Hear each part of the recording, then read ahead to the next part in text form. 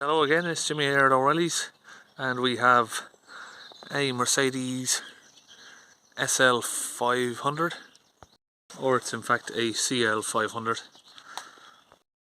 So I've been called out to change the brake discs and the pads.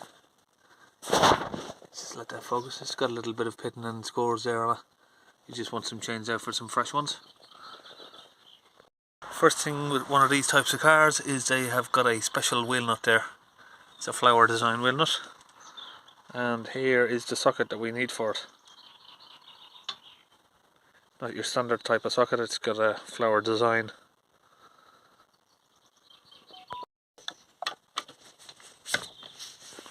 Okay, let's get the wheel off. That's done. So now we're going to have a look at the brake caliper and removing that. Just going to get inside and turn the steering wheel.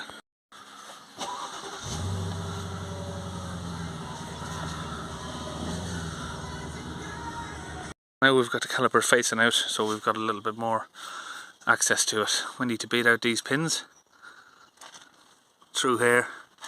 Someone's already wrecked that, and hammer it out, put them on top, and then we can open the caliper bolts over here. You're going to use a little punch set like this. Yes, these ones are CL. I'm not very posh. There's your part number if you're looking for them. And basically that just goes in there and we'll hammer it out.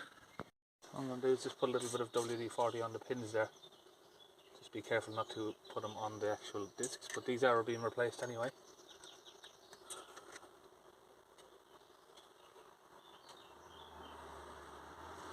That'll just make it a little bit easier to hammer them out. So we'll get our pin here, put them in.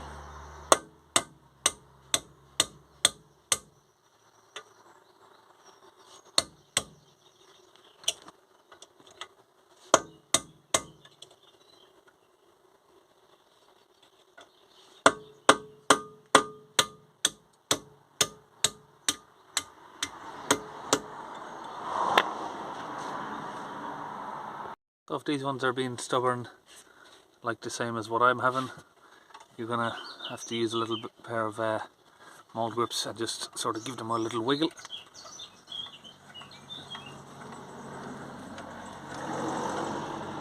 Until you slide it all the way out. Once you slide the pen out there, that'll just pop out. It just falls out itself really. And then you just need to plug out this the brake level sensor here. Just basically just try and pull that out. There you go.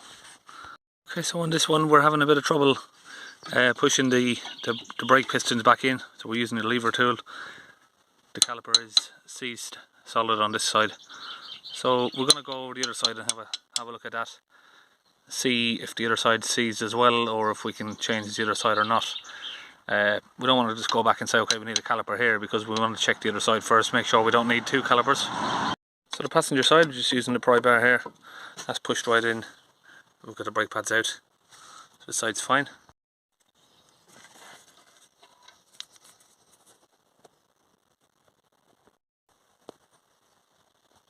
These are the caliper holding bolts there that I just took out at the back, 21mm. T30 Torx for the retaining screw. Just put it in there.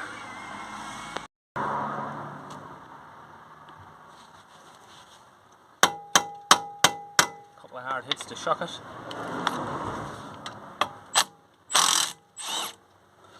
Out she comes.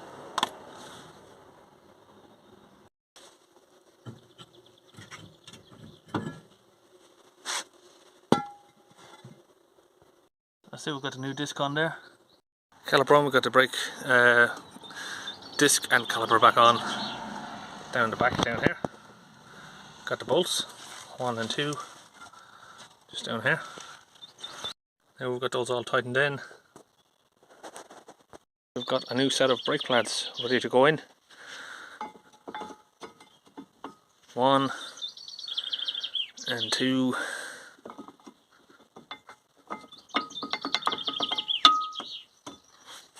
Now we'll just remove our little hook here that we had for holding the caliper up. Again there on the caliper slider pins, we just use our little punch to punch that pin back in.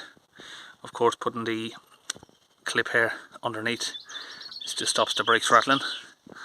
So you just slide that under there, hammer your pins back in, job done. Okay, so this CL500, it needs a driver's side caliper, but we can't get the part for about 3 days. Special order, there's not in stock anywhere, so we're going to post this video now, and maybe we'll post the update on it when we change the caliper in maybe 3 or 4 days. So that's all we can do on this video today, and we'll see you next time.